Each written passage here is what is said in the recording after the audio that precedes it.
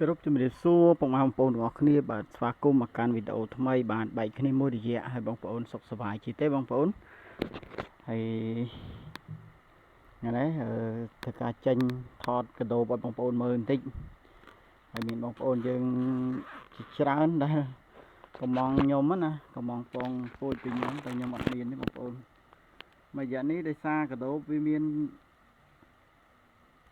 បញ្ហារឿងស្មៅបងប្អូនខាងខ្ញុំគឺស្ដាំស្មៅវាអត់ដោះដល់អញ្ចឹងទៅលឹកជ័យក៏វាកាត់អស់ទៀតក៏អត់ទៅហ្នឹងដល់នេះបន្ថយមកវិញអញ្ចឹងដាក់តិចតួចហ្នឹងសម្រាប់យើងហូបខ្លួនឯងណាហើយយើងទុកពូជពងពូជខ្លះទៅដើម្បីឲ្យវាបានពូជបន្តទៀតបងប្អូន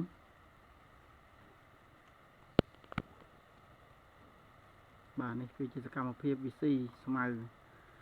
ហ្នឹងឯងដែលខ្ញុំដាំអត់ដោះឥឡូវដោះល្អបងប្អូនបាទ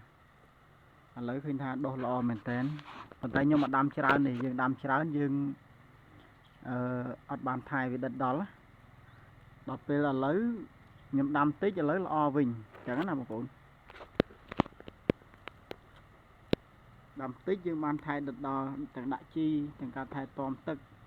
ឥឡូវដល់ខែវស្សាយើងអត់ពិបាកទឹកទេបងប្អូនដោះក៏លឿនអីក៏លឿនក្នុងមួយថ្ងៃហ្នឹងមួយត្រង់បងប្អូនបាទមួយត្រង់នេះគឺស៊ីតែ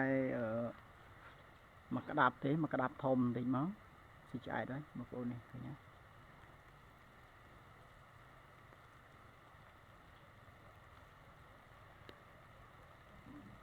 លក្ខណៈវិស៊ីលើទៅលេងហ្នឹងក្រាប់ក្រាប់ក្រាប់ក្រាប់ក្រាប់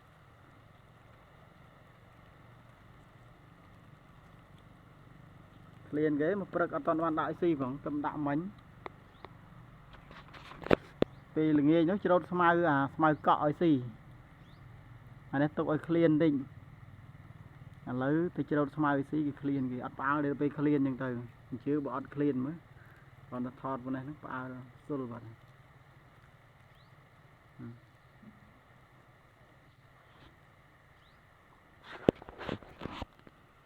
ដល់ថ្ងៃចាំតែមួយត្រង់មួយម៉ោងបងប្អូននេះមួយម៉ោងនេះមួយម៉ោងហ្នឹងចាំតែប៉ុណ្ណឹង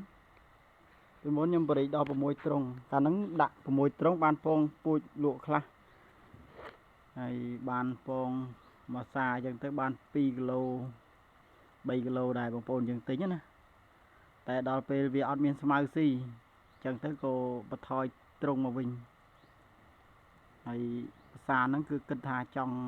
ធ្វើត្រង់ធំមួយដើម្បី